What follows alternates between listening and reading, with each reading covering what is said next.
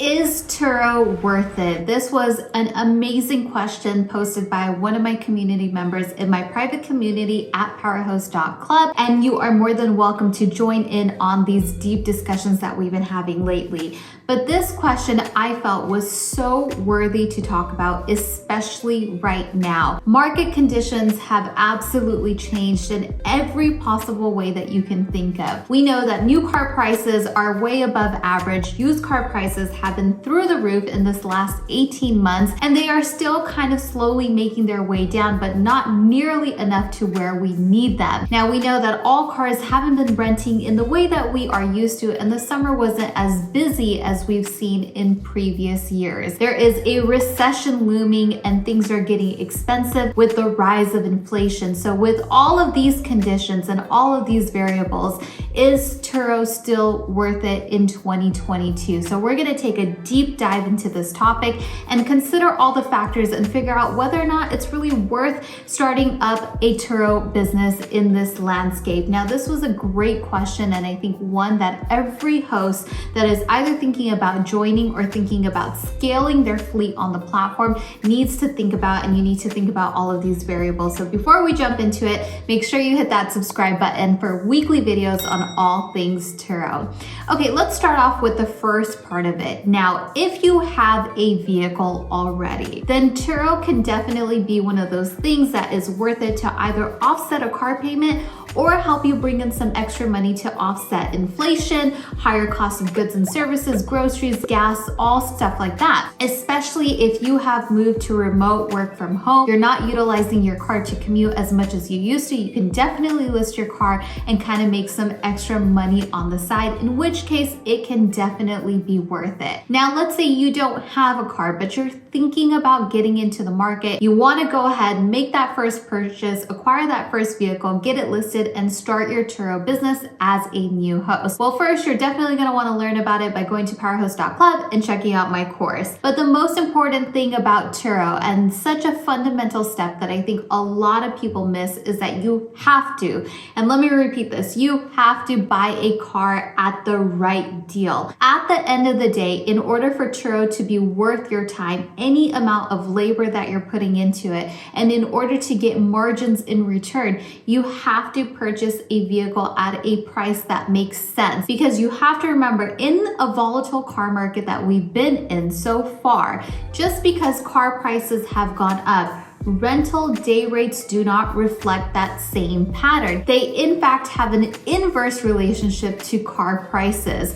So you have to remember that because car prices are going up, inflation is going up, the cost of everything is high. So people aren't necessarily willing to spend any disposable income they have on paying higher day rates for car rentals. And so that's why we haven't seen our day rates go up as much as we've seen the prices of new and used cars go up. So that doesn't balance each other out. And unfortunately, I think a lot of people have gotten into the market in the last year to where they have purchased cars that were priced extremely high, thinking that they could get a certain day rate on the market to offset car payments and costs, and that has not been the case. In which case, buying a car at today's prices really doesn't make Turo as worth it as it could be if you exercise just a little bit of patience. But a lot of people find that frustrating because you want to scale, you want to have 3 to 5 cars, you want to go out and buy them and get started on the business. But believe me, having that urgency in buying cars at the wrong prices is not going to be worth it in the end. Another thing that people really tend to miss is that when you begin to buy multiple units and having multiple vehicles on a platform, typically your cost of doing business goes up, and the rate at which you are borrowing money to acquire these cars also goes up, right? So the more loans you have, the higher risk profile you become for a lender, and so those interest rates go up. Now, I don't agree with that, but unfortunately, that is just where the lending industry is at, which is why there are some people out there who do have the take of buying cars all cash, which is fine if you find yourself in that position, but that is not the position that most people are in. So it can be really frustrating to have to exercise that patience. Now, the good news is, Yes, car prices have been at an all-time high, but we've seen from the Manheim Used Vehicle Value Index that wholesale used car prices are coming down, and they are coming down rapidly. Now, currently, at the time of making this video, used car prices are still 30% above what we would consider normal. But the good news is they are dropping 1 to 2% per week. So it's only a matter of time until we get there. And the good news also is that wholesale always precedes retail. So we are almost there in seeing it in the line of consumer purchases when it comes to purchasing vehicles. So these are all things that you want to keep in mind. So right now, if you are looking to scale, my big warning is just exercise a bit of patience. Maybe there are some deals out there, but they are few and far between. And so you really want to take your time, do your research, and really understand what the true value of the vehicle is, because there is a major pitfall that you want to avoid. Now, a lot of hosts unfortunately got into cars in the last year and a half. What that meant was that they bought cars that were valued extremely high and much, much higher than what we have seen from the normal automotive market, right? Typically paying anywhere between 20 to 35% above what a car is worth. Now, unfortunately, in today's market, those values are starting to come down. So hosts are really going to be losing money on their vehicle values because those values are dropping, and that is not the value at which they purchased the car. And there is a huge gap between the values where they purchased and to where they're coming down. And what does that mean? That results in them being upside down on their loans. So at the time when they trade in that car, or maybe they want to sell that car, it'll make it all the more difficult to get out of a vehicle like that. And then of course it squeezes you for margins. Now, another reason why this question came up, is it worth it, is because one of the things that we've seen in this recent Turo market is that there are certain cars that are renting better than others. Now, those are typically your electric vehicles like your Teslas, Model 3, Model Y, Model S, anything that is really fuel efficient and hybrid, because we've had soaring gas prices and soaring inflation, which has really driven the demand from people to having certain types of cars. Now, unfortunately, with all the volatility in the market, that has led to really high prices when it comes to manufacturing electric vehicles. Electric vehicles use batteries. Those batteries are made of lithium. Lithium has gone way, way up in pricing. It's an extremely high and costly material to mine for, which is making it very expensive to get electric cars. Now, you may have noticed in the last 6 to 8 months, even the Tesla Model 3 and Model Y prices have really increased dramatically, to the point where Elon Musk himself said that it is kind of embarrassing to see how much they've had to increase their prices just to keep up with the cost of manufacturing. So what that means for Turo hosts is that it's very difficult to acquire cars that are high in demand, again, making it very difficult to either A, enter the market, or 2, scale your existing business, because it is just so difficult to get the cars that people really, really want, unless you're willing to pay a high price, which we know makes it not worth it for Turo. So with all these things taken into consideration, it really depends on what position you are in to figure out if Turo is worth it for you. Now, everyone's time has a value. So maybe you work a full-time job, maybe you have another business and you want to add Turo to kind of your portfolio of income streams.